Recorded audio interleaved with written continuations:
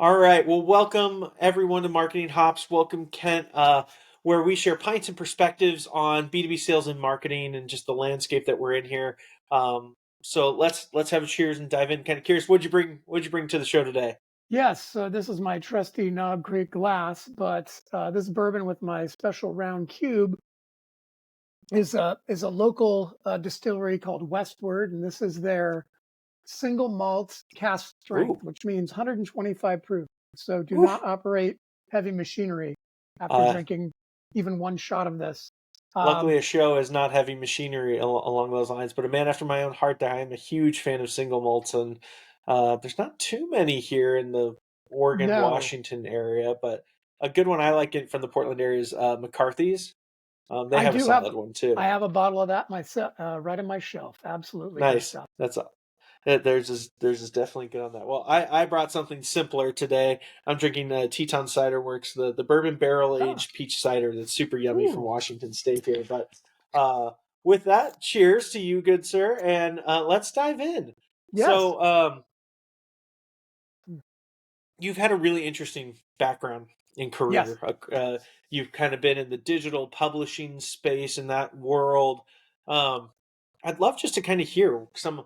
How was your journey? How did you kind of get from the early days in your career to making it to being that a marketing executive, and what that journey kind of looked like? Yeah, shortest possible version, I can monologue a bit, is that, I graduated with a degree in business with a concentration in marketing back in 94. So everything since is somewhat actually related. So it wasn't a poli sci or computer science major, which also could have been helpful. Who knows? But I ran a business, my own agency for 22 years. So that was the business part. And then I've been in digital marketing since 96. And before that, I started originally in PR. And having starting PR was invaluable. I'm actually writing an article right now about thought leadership and the importance of thought leadership and my journey of building my brand at different agencies, then for my own agency and now just for myself. But the impact it has on SEO because Google rewards original quality content, and that is typically created by thought leaders. So we can talk more about that later. But long story short is I happened to get into the internet in 96 when it was still relatively ill defined. No books, no workshops, no courses, just a bunch of self taught people. And I quickly was fortunate enough to be able to build teams, be fearless, and maybe dumb enough to take on opportunities like building teams when I had no real experience, and then leveraging that into doing my own thing. Uh, so basically, within 5 years, I went from an unpaid intern at a big agency in Seattle, a full-time 3-month unpaid internship, to vice president of a startup within 5 years, Whoa. startup agency, that is. So I rode that internet wave, my whole career, but that's when it really picked up. And I noticed my friends and fellow cohorts in PR were just watching me surf and going, we're not interested. Internet PR isn't a thing. Web marketing is a fad. Like just everything they said about snowboarding and rap, two of my other Yeah. hobbies. So I was fortunate. I think that really helped build my career is the a little bit of fearlessness or naivete, a whole lot of I wouldn't say blind ambition, but just general enthusiasm and passion for the craft, kind of led me the way. And then just having amazing mentors that helped me make fewer mistakes than I would normally make as I built my agency and helped build other teams at other agencies. Well, let's dive into that a little bit. Mentors. Hmm. Kind of an interesting subject. I think a lot of people A don't know how to get them, B don't really know how to use them. Like, how did they help shape your career? How did you get people to agree to be a mentor to you? So that's one topic that I think of all the articles I've written, and you might, I don't know if you can include links in the show notes, but I have Yeah, this definitely. article that I will queue up here that I call Write That Book because I had lunch with Seth Godin talking about mentors. Number one, marketing blogger and author. I basically had lunch with him in '08, and after our 2-hour lunch, he said, "You have a book in you." So I used that as the name of a compilation of like something like 50 or 60 articles. But if I look Hmm. at in career tips, I'm looking for one on mentorship. I don't see it, but I'll send you this link anyway. Bottom line is that um, I didn't. really know what mentors were. I was not trained in college to go seek mentorship. So I just kind of did it by just blindly asking some of my old bosses. And there were two that stood out. The first mentor I had on and off for over 20 years was one of my first bosses in Portland. She was one of the four partners the PR agency I joined when I moved here in 95. Hmm. And the first thing she said to me is, "I think I should fire you," is because I leaked a story to the Wall Street Journal about a client that's something called embargo means you don't tell somebody in the media unless they agree not to write about it, which is a dumb idea in the first place. Nobody ever told me not to say anything, and I'm a sales guy, so I was pitching it. Long story short, I quickly earned her trust and she earned my trust to where she was the one that encouraged me to jump ship from a career in PR, which I love the discipline, didn't love the people, into the internet side. And then for almost 20 years, when she left the PR firm, she became a team coach and she helped coach my team and myself for years after that. That was the first mentor, just about kind of like team and being able to make big career decisions. My Hmm. next mentor was my boss that recruited me away from that agency, the web development firm in 97, to go to a PR team where I was the internet guy. And he had the faith in me. He saw me speak. I was referred to him, and I learned how to run how an agency operates, how you make profit, what does that look like, how you manage capacity and track time, and he was phenomenally helpful in that. And also, he was just a really smart guy. And so, unfortunately, he passed away in Hmm. 2000. So way too early in his early 40s of a heart attack. But I still to this day carry my foundation for Anvil Media, my agency. I carried through from his early learning. So since then, since the early 2000s, I started mentoring other people, students from my alma mater, Western Washington University in Bellingham, other students here in Portland, whether they're high school or college, um, and just young employees and others elsewhere. They would just simply ask me. So I think my tip to the listeners is, if you're thinking about getting a mentor, you can Google and chat GPT like benefits of mentorship. How do I ask? But it was just simply having the courage to ask. And if somebody Hmm. says no, that's okay. But if you know that they're the right person, don't give up on the first no. Give up on the 10th no. Because I think that's what happened to me a couple of times. At first, people were reticent to give me any advice or spend any time with me. But for the past 20 something years, I've never said no to Hmm. somebody that wants to pick my brain. Yeah, I feel, as also have been an adjunct professor at Portland State for 20 years, I love educating. That's why I'm a thought leader by profession, is I love sharing knowledge. And it would be silly for me not to be willing to be a mentor. But I think people that think that are, more than 5 years in their industry are foolish for not taking up the opportunity to become a mentor. You learn more about yourself and how to be a better person and a better professional from mentoring the mentees than you would ever imagine. Same thing with just volunteer work and that I've always given back in my time. I get something out of it Hmm. too. It's not purely selfless. And I think more people need to understand that. Yeah, it's a thing I recommend to my students. Is using what I call their student card. Of people Yes. like to typically talk about themselves, and a student is not prospecting for a job or anything like that, right? They might be in the Yep. future, but use that card to say, "Hey, I'm taking a class on this right now, and it's applicable to your field. I would love just to hear real world. How do these dots connect? Yeah. Can I get you a cup of coffee or come down to the office?" And what I always recommend is, if you can, meet in the office. And when you finish meeting with the person, always ask this question, which is, are there two or three other people you might recommend I connect with? That's exactly right. In addition to that, and people are so giving to students. I think they're a little guarded when it comes to the world because I think they're going to be sold to. But students definitely have a leg up on that, and I find a lot of them don't leverage it enough. And those can turn into great mentors and can turn into great career opportunities for you in the future, for sure. Yeah. So as you kind of moved up through the ranks and things like that, what was one of the biggest challenges that you really faced as kind of a marketing leader and executive there? Like, as you kind of go from, and especially in a 5 year span, from an unpaid intern to that, like, you definitely probably had to face challenges outside of the embargo. Uh, Yeah. Yeah. what Yeah. are some of Right. those challenges? How did you overcome Well, them? so I think I'll skip over I was the youngest kid in the room. Now I'm the oldest kid in the room, right? Having been early in internet, the benefit was certain. Um, I'll start with the benefit is people didn't know.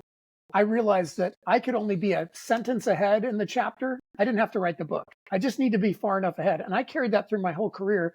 Every year as a thought leader, I come up with what's the next thing. Like 4 years ago is metaverse and or Hmm. NFTs, then the metaverse, then AI, etc. I kept choosing something to become an expert on so I could speak and write. And that's what I'm writing an article about now. And then go and get clients out of that, right? So I learned that way back when one of the reasons I got out of PR was my boss, one of the four partners who I will not name, was a jerk. He not intentionally, but I went to as I mentioned, my first mentor. I said, he's a jackass. I don't even know why I'm in this career. He's buzzkill. And she said, well, if you don't like it, you should leave. And I don't mean that in a bad way. 2 weeks later, or less than a month later, I moved downstairs to the sister agency. And that first day that I was an internet guy, he came downstairs. Ken, I got a question about the internet. And that was when I was like, oh my God, all I did was change my seat. And he looked at me totally differently and not with any merit whatsoever. So I started going with that one chapter ahead. But getting to the real challenge was when I started to build teams. Um, the first was I was very young, as you mentioned initially, so I was pals with my team. They were my direct reports, and that manifested as I went out on my own in 2000, 2001.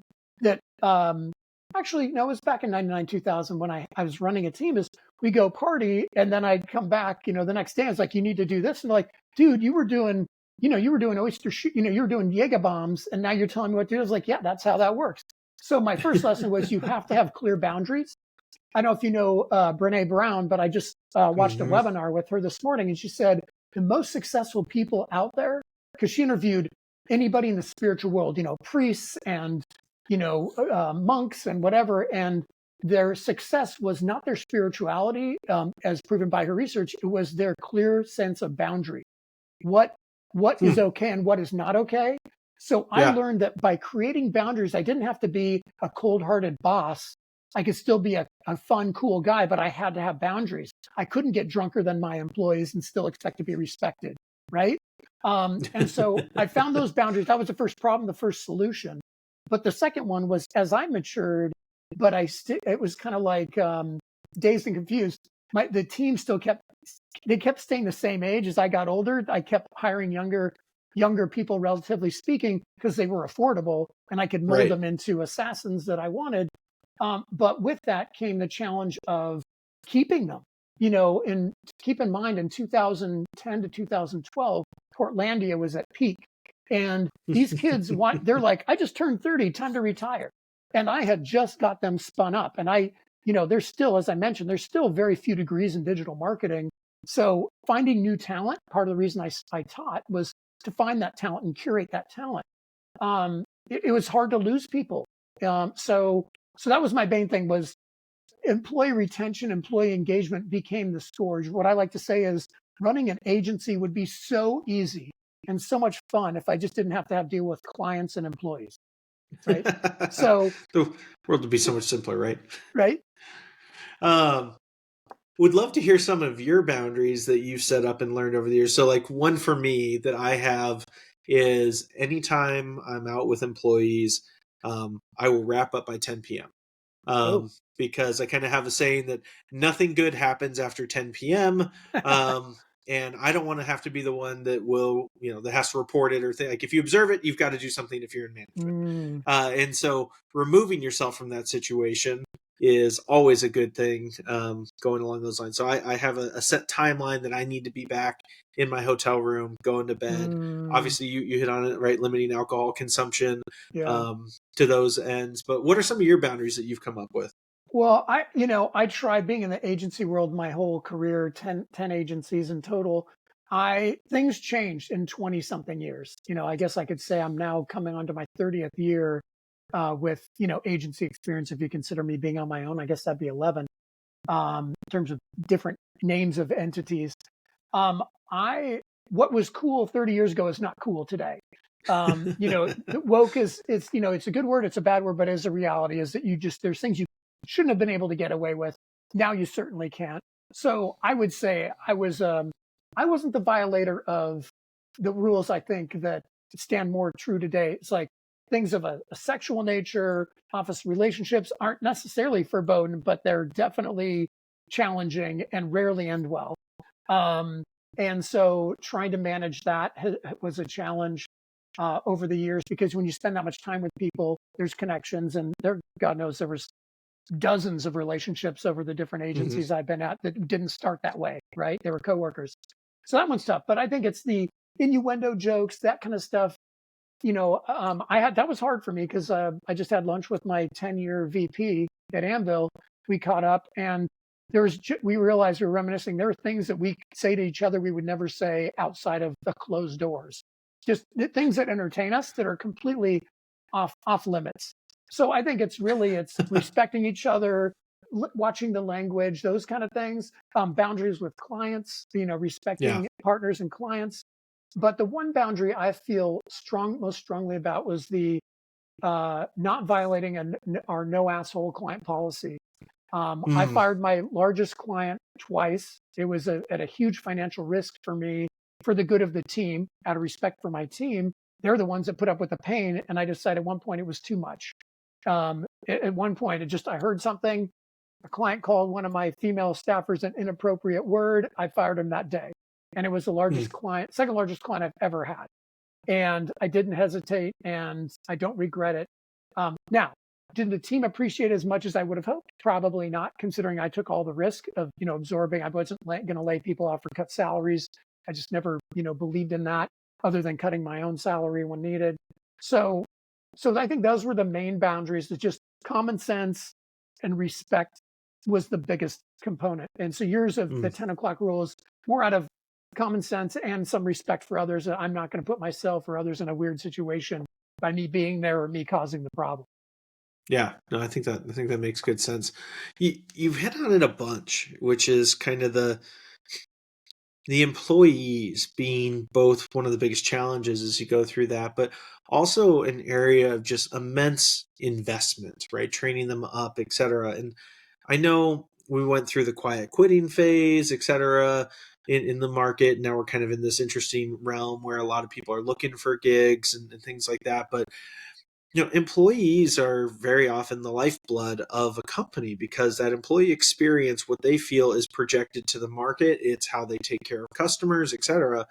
uh, I know you've got a phrase you used when we were first talking, this culture of caring. I'd love just to get your take on that. Like, how do you invest in these employees? How do you retain them? Like, how do you create that culture of caring? Yeah, so that's a great question. So to back up for context, we've discussed it. I ran my own agency for 22 years, sold in March of 22. The acquiring agency brought me on as chief marketing officer, and my goal was to be the best damn employee they'd ever had. And I found it to be a struggle right out of the gate. I felt like I'd be the lowest maintenance employee they could ever have, because I've been there, I've done that. Hmm. I was there because I wanted to be, and that wasn't enough. Frankly, I realized Hmm. that without an aligned long-term roadmap together, if they had given me that, I think it would solve 80% of my problems. The rest were like cultural communication conflicts. I over communicate and I'm rapid response. They were not. And it drove them crazy that I was always bing, bing, bing. And it drove me crazy that they were like crickets.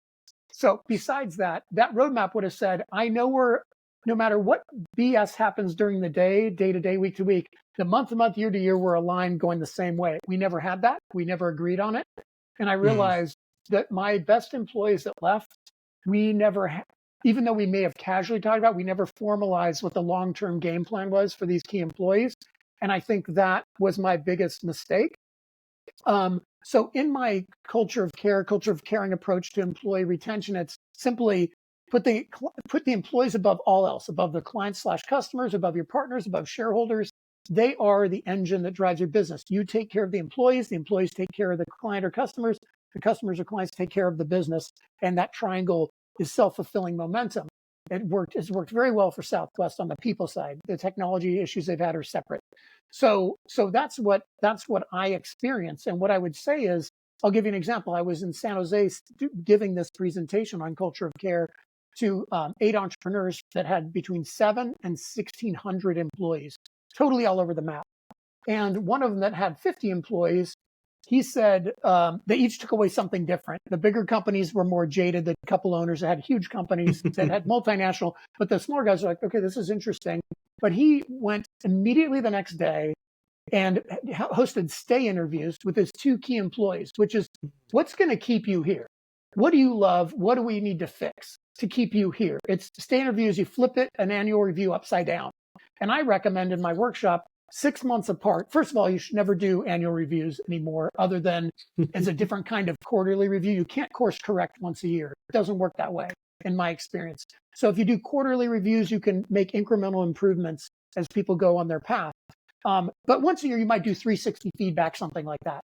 So Hmm. he went and had these stay interviews. He said it transformed their relationship. Just having, he had just Googled what is a stay interview? What questions do I ask? And I've since put a blog post together before he even got back to me. So 2 days later, I'd already created the blog post about the concept of a stay interview and how important it was. And he came back and said it would transform, it may transform the business, but it certainly transformed my relationship with my two key employees by just simply asking some simple questions and listening and then agreeing to do something with that information. That's So one example of a culture of care. let's dive into that one a little bit, because I've heard of stay interviews before. I've had HR typically has conducted them in my experience.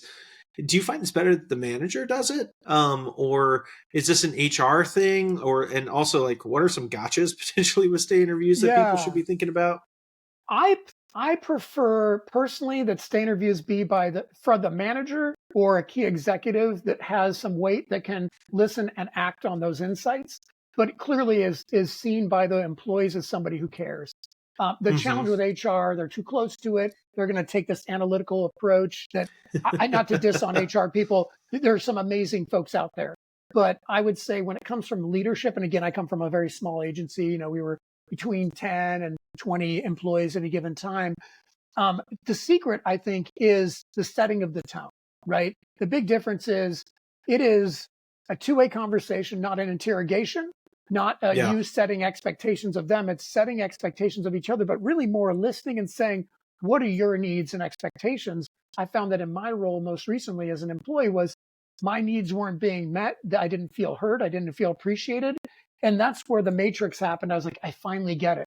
The people that had left my Mm. company did not feel appreciated or heard, despite me giving them all kinds of opportunities. I didn't set the tone in the right way, ask the right questions, and then really look at the long game and how that plays to, like, what keeps you here today may not keep you here next month or next year. So we need to keep having that conversation. But in the Maslow's hierarchy, we need to work our way up here. And the stay interview Yeah. might start in the lower, shelter and safety, and work your way up to this trust level where they can be really candid. My first official hire of a new employee was a college graduate in 2003, and 10 years later she was my VP, my second most Mm. tenured person.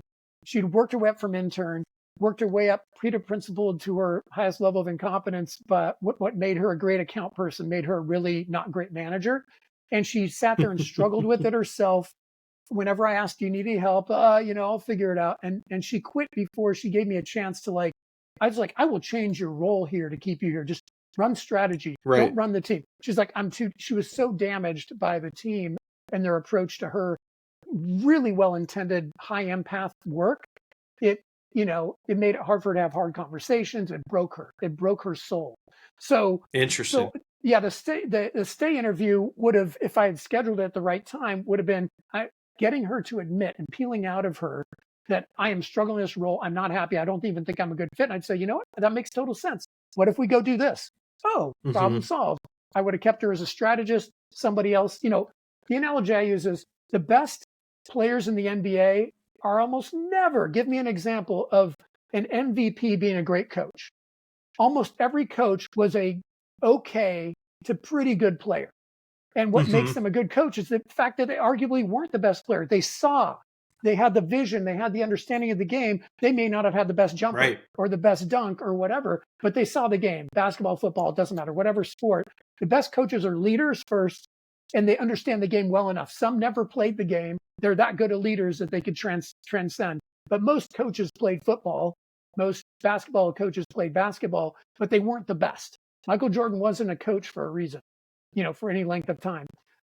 Kobe Bryant, I mean, he coached his daughter's team to a championship, but that's a whole nother level of conversation. Yeah. The I think you hit on something that's really interesting there is like I think a lot of managers take the approach of, right, I'm going to hire smart people, I'm going to get out of the way, right, I'm going to let them kind of do their thing, but Oh, if you're not keeping your pulse on it, um you can run into a lot of risk. And um I'd be curious kind of your thought on that. Like what oh is my that piece on gosh. like hiring good Oh my people gosh. and just get out of their way?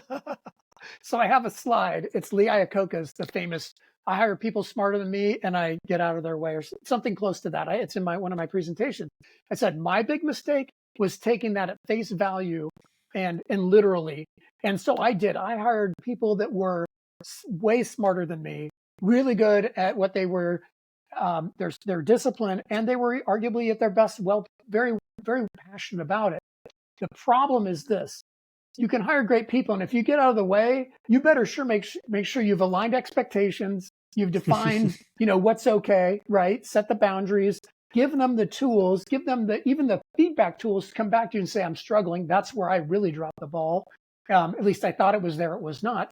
So I lost my best talent by hiring them and getting out of their way and watching them Mm. slowly flight into a mountain, in some Oh fashion, jeez. metaphorically, right? Because Yeah. I'm like, are we going to hit that mountain? They're like, no, no, we got this. We'd hit the mountain and say, we just hit the mountain. They're like, oh yeah, I guess that didn't work. And I knew it wasn't going to, I knew we were going to crash long ago. I'm like, why didn't we fix this? Well, I just didn't want to upset you. Well, now we've got a smoldering plane and you think I'm happy now when we could have Right. just adjusted the altitude a while back. So it's hire great people and set them up for success by setting Mm. expectations, giving them the tools, giving them the training, giving them the support, and building trust that they will come back to you and say, I'm struggling. Because I'm such a perfectionist, with my OCD, I'm a really hard worker. I work as much now for almost no money that I did when I was making more money because I love what I do and I'm very committed to my cause. But not everybody is that way. So I think they saw that as intimidating. When I saw it as, that's just who I am. I don't expect you to work my hours. I just expect you to Right. do your job and do it with your best intent. And failure is okay, especially it's only failure if we don't learn, right? Right. So it's that get out of the way. It can be it may work in manufacturing. Lee Iacocca is like, hire somebody to run the manufacturing line. Great, fine. But when it comes to a knowledge work that we do, where there's very, very little formal education and it's highly dynamic, it changes all the time, you're setting yourself up to fail by just saying, all right, it's all you. I mean, 1 out of 100 can pull that off, with little to no guidance. You hit on a really interesting thing, and it's a piece that I know has come up a lot in my career, is this concept of trust. And you said like you thought that you had this with Yes. the employees, that they'll raise it up and we can talk candidly, but they didn't, right? Yeah. Or like how do you build that trust to the point of being able to have those transparent conversations, or to have um, I'll call it productive conflict, where we can actually disagree with each other and let's Yeah. talk about it. But if you don't have trust, nothing's ever going to happen. So I will say what in theory should have worked, but for me, because maybe I'm in Portland, maybe I'm me, maybe whatever else happened, the people I hired didn't resonate. But the first thing I believe is you lead from the front. So I Hmm. wasn't willing. I never asked anything of my team that I wouldn't be willing to do myself. And back to the hire smart people, there are things that you wouldn't want me to do because I'm not good at it, and that's why I Right. hired them. But at least I had the benefit of getting in so early into digital marketing that there's nothing in my company I couldn't have done. I just would have struggled on certain things, wouldn't have been updated on others. Point is, I would not ask them to do something I wouldn't be willing to do. I also Right. believe in building trust is I'm going to communicate when things get hairy, and I will make sure that things if things go bad, that I will let you know what that means to you. So when in 2014 we lost 40% of our revenue in 40 days, I took a pay cut. My executive team, I took a 100% pay cut for the rest of the year. 9 months I didn't take a paycheck, and my executives took a 15% pay cut that I made good by the end of the year. I paid them back, and nobody else was impacted. And I can say after 22 years, that's those two senior executives were the only people that ever sacrificed besides me, and they sacrificed for 9 months, but I still made them whole. So so you lead from the front, and firing clients when they violate simple human rights and dignity goes without Hmm. saying. Do I wish the team appreciated that more? Yes. Would I do it any again? Absolutely. It was just my moral compass. So Yeah. I think that's the first thing. Second is give them those opportunities to provide feedback. I did that in spades. For 15 years, I had monthly one-on-ones with every single employee. It's a lot easier when it's smaller, but when we were at our peak size, I had two agencies, total of 22, 23 employees. It was 2 days out of my 2 days I was spent having one-on-ones with my team between 15 and 30 minutes, and um, I couldn't uh, do. Oh, hold on! I just realized. Can we pause for 1 second? Yeah. I hate to say that. These guys are No. here. Here, I'm gonna leave it running because it starts the Okay, just recording, but I marked it, and we'll cut this middle okay. point. 1 sec. You're good. Uh, rat problem in the house, and they came over to do the rat check the traps, and I had to let them in. So we're good to go. No, for sure. All right, let me remark it, and I'll re-ask the trust question. That way, we don't have a Great. break in the thought process. Okay. So, one of the biggest things I've seen across my career has been you said it. You thought that you had relationships with your employees and that they trusted you and you trusted them, that they would bring these things forward, yet Yes. they didn't. And I know I've encountered that as well, where it's, I've always tried to have a very transparent, hey, I'm going to share with you as much as I possibly can on these things so we can dialogue on it. And I want you to bring forward these, these conflicts, and I'll call them constructive conflicts so that we don't have to agree, but we should discuss. Yeah. Um, but that trust element can be really hard to build even when you think you've gotten it. Like, Right. what from your perspective um is the way to solve that? How do you build that trust with your employees such that they will say, hey, we think we're going to fly this into a mountain and Right. we are too afraid to tell you? So I think beyond the common sense of regular, authentic communications is the baseline. What I Hmm. added on top of that was creating opportunities for feedback. We tried everything from anonymous surveys to a comment box and all of that. And I found the hard way that that works really well when the people there's enough trust that they will give you useful feedback. When we put that in place, it was a bunch of haters being assholes, and it was deeply, deeply deconstructive. um, Mm. this tool called Tiny Pulse, well intended, poorly executed on our part, bad timing, whatever. But what I did is for 15 or more of the 22 years I was in business, I met with every employee at least once a month, 15 to 30 minutes, depending. And that's separate from other recurring leadership meetings or marketing team meetings or whatever it was. It was a walk and talk if the weather allowed. I found walking together is better than adversarial sitting at a Hmm. desk.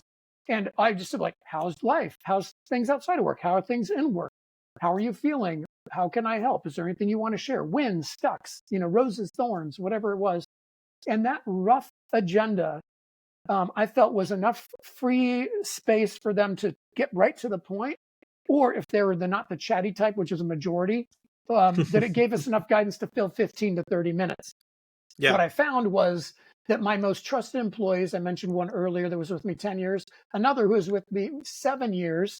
Um, I had a one-on-one with him, and he's like, yeah, things are tough. It's hard being a manager. I was like, yeah, welcome to management. You're making the big bucks. That's kind of what goes with it.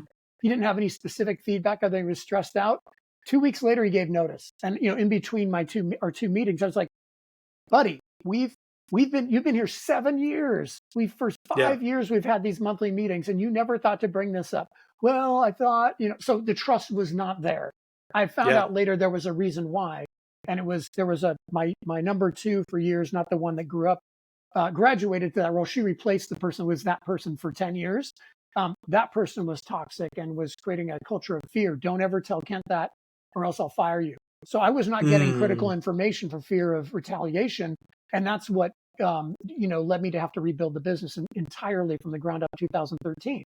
So what I Mm. would say is I rebuilt the trust to the where it took years. So from 13 when I started fresh to about 2018, 5 years it took me to build trust so that the new team didn't have any drama, didn't have any anxiety. If something was wrong, they'd come and talk to me, the open door, because there was no barrier between me and them.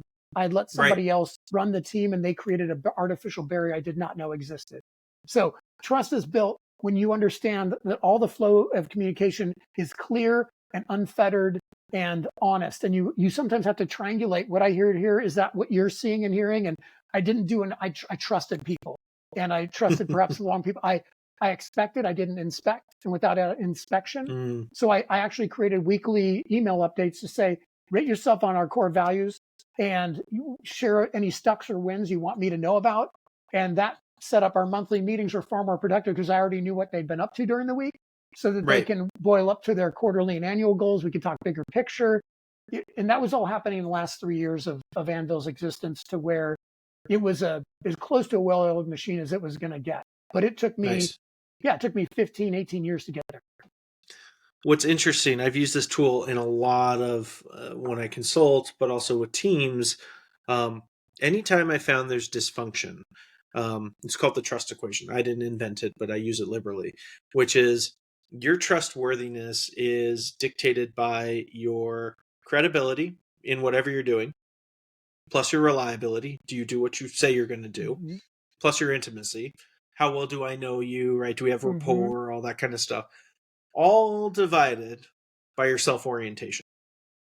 And it's a really interesting equation because if you're high ego, me, only thinking about Yeah. yourself, you can be credible, reliable, and be the best banter, airport drinking buddy ever. But I'm not going to trust you because you're only going to do the Right. stuff that is going to impact your world. You're not thinking of others beyond yourself. And I've always been able to diagnose typically issues with inside of teams with that kind of tool. It's like, hey, are you credible? Does the business see you as credible? Do people agree that you're credible? Do you deliver on what you're saying? Maybe they don't know you well enough, and so you only show up and do your job and go home. And that's what a lot of people want to do, and that's okay. But realize you've got to kind of adjust your equation accordingly as you go through Mm-hmm. that. So that's the tool I've used, at least in my work, and had some good success with that. I like it. I'd be curious your blush at it. Does that make sense? Does Well, that pass the sniff yeah, test? it resonated with me because I think if I'm trying to be, authentic with myself, I would say always delivered as promised, even at great expense to myself at times. I was totally credible within the space, running my business financially and being a thought leader outside of the walls. All of those Hmm. things were totally legit. Was there a third element on the very top? Empathy, Intimacy, right? yeah, intimacy. Intimacy. It's like, what's Okay, our rapport? Do I know you outside of work? yeah. Yeah. So I would say I was medium at that because I'm a low empath. And so how that translates when I want to be, I would know who they are. I would know like kind of what, I would know who they are. We would totally hang out. I was the guy that I won't leave at 10, like Hmm. you have far better boundaries, but that's kind of who I was. I like to hang out and I like to party with my people. I just learned to just behave. Um, but be that as it may, I think it's that below the line. I believe that my um, lower empath, but definitely like drive, was often misinterpreted in my estimation as being selfish. So I guess Hmm. what I'd say is if you've ever seen the movie Mr. Holland's Opus, Hmm. um, filmed here in Portland at my high school where my sons have gone. It's been since remodeled, but is he took care of this band and all these kids and almost all but ignored his own deaf son because, oh, he's a smart kid and my wife's amazing and it'll be all good. And so I was like that with my wife raising our boys. And one day she's like, it'd be really helpful if you help walk them to school in the morning and just were more active. I was like, okay. And then after that point, I changed my meetings so that I never um, missed walking the kids to school. There was a Hmm. time where they were both going at the same time, then they were separate and so forth. But my point is that other people would see that I thought I was being able to help the people that needed it more than my own wife and kids did because my wife's so amazing. I figured she has them covered. And selfishly, I was like, there's other things I feel like other people I can help. Was actually being selfish, not selfless in retrospect. So, how I would say that translates is that if you come off like you are doing things for yourself, even if you are not, then it Hmm. reduces trust. So, everything I was asking my team to do, let's go back to thought leadership at the top of mind. is I expected my team to write and speak and pitch the media and just be a part of the marketing team, and it would build their career and it would help us while they're at Anvil. And my goal is then, if you're good at that, then my goal is to hang on to you, right? Even Right. harder. Right. And they just saw it as, you're just trying to make my life uncomfortable. Some people just had anxiety, as you would know, but once they Yeah. did it, almost nobody regretted it. Almost nobody, Yeah. but people.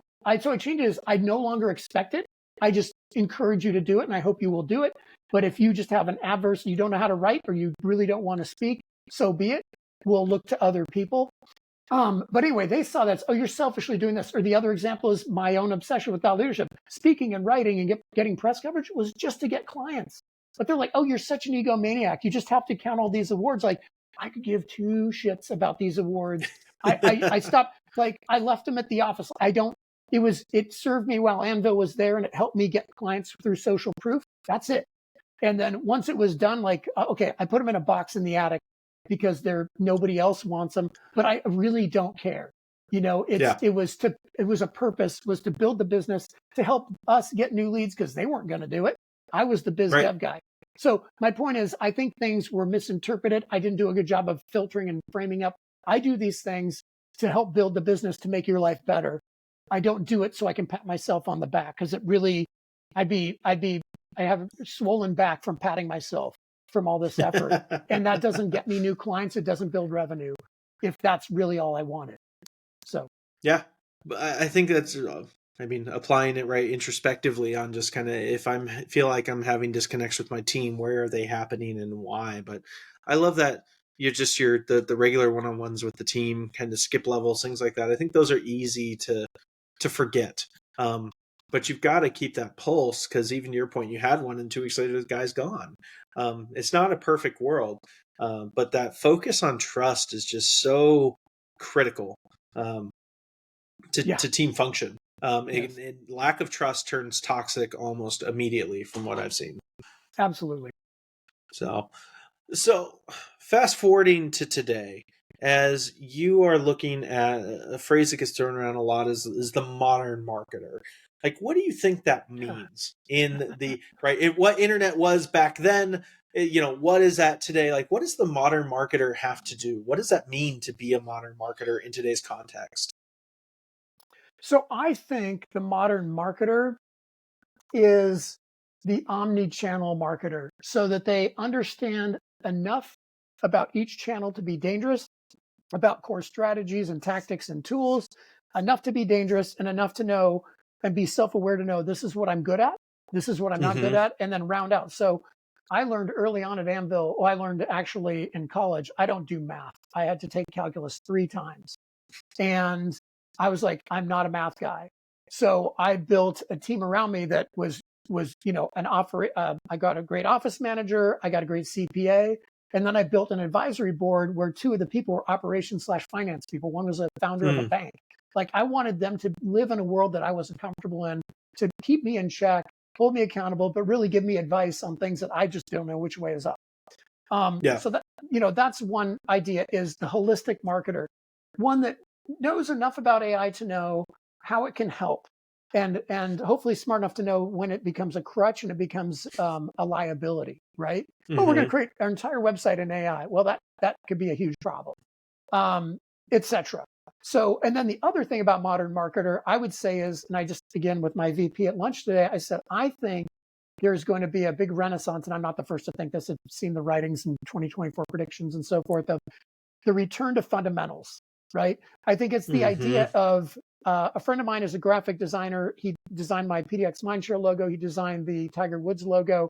He said, as an instructor at AIG, or AI Art Institute, he was Mm-hmm. teaching them how to use the tools, not how to design, right? They said, make sure these kids know how to use Photoshop and Illustrator. He's like, I don't want to teach them how to use a calculator. I want to teach them how to do math, right?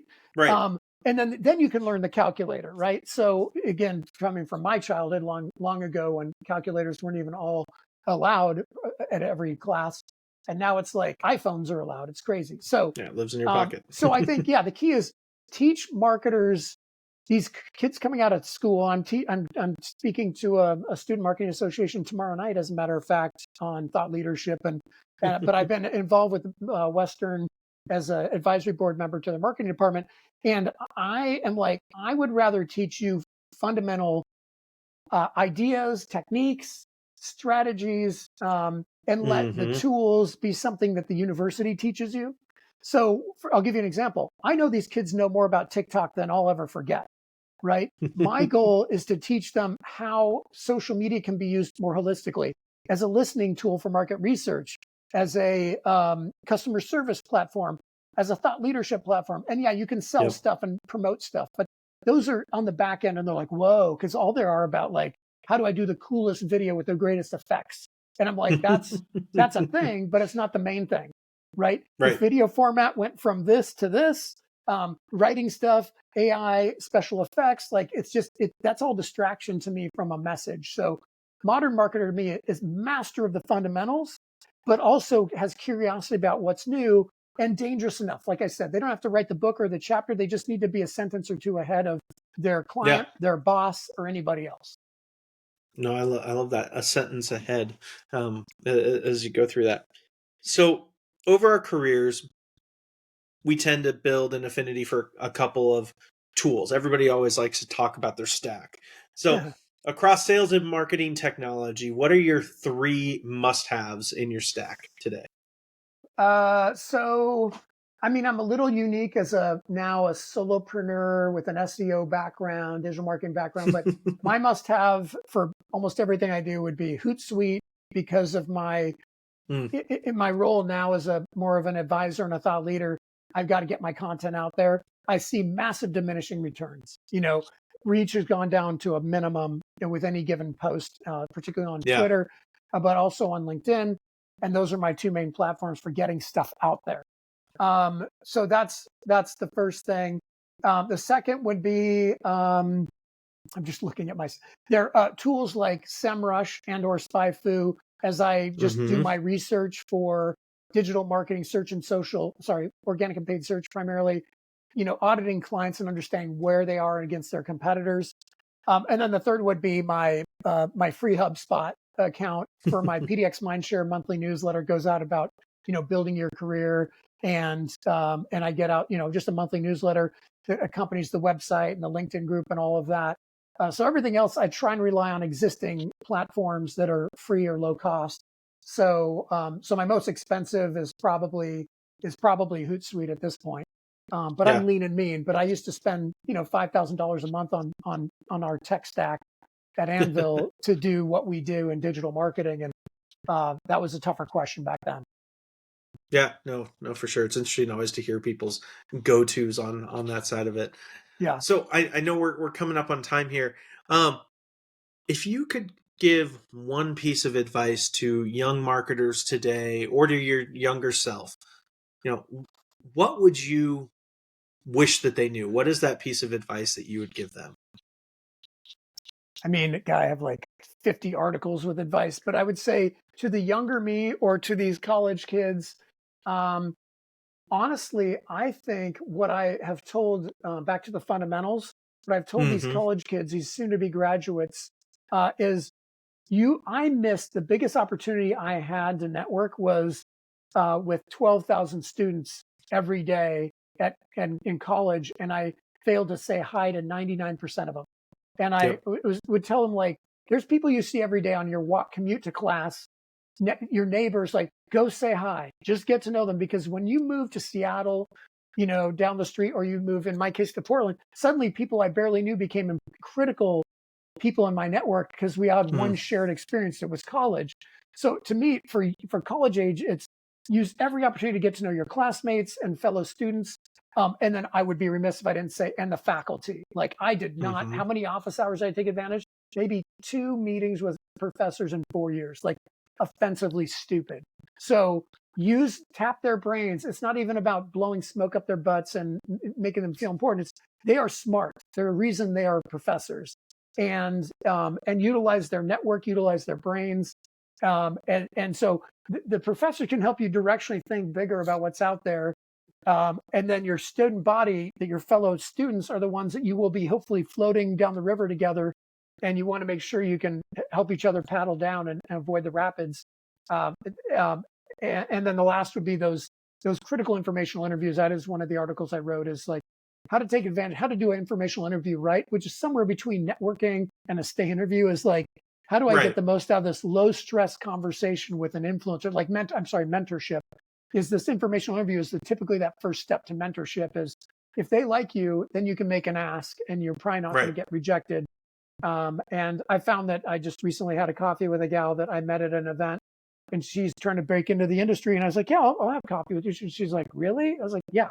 I didn't explain to her that I probably had 500 of those coffees in my career. I was like, I don't want you to feel awkward now that I'm woke. I'm like, this isn't some weird, grooming thing. I just literally never say no. And then all I did was give her advice and say, I'm here. Here's some introductions I can make, and just let her run with that. But Right. that's, I just feel it. I wish more people had given me that simple advice. Well, what's interesting, and I'll extrapolate on this even beyond. Um, so when people about like getting their masters or things like that, and so I have an MBA. I always recommend students don't go to a full-time MBA program. I recommend you actually do an executive program for very much for the same reason you're saying, connect with the students and things like that. You come out, if you go through a full-time program, everybody's fighting for the same jobs as you're coming Mm-hmm. out. Versus an executive program, you have an embedded network of people who already have jobs that you're able to start connecting with. And if you think back to your undergraduate, your professors, all that stuff, I don't remember, probably 60% of the classes that I took going through that motion.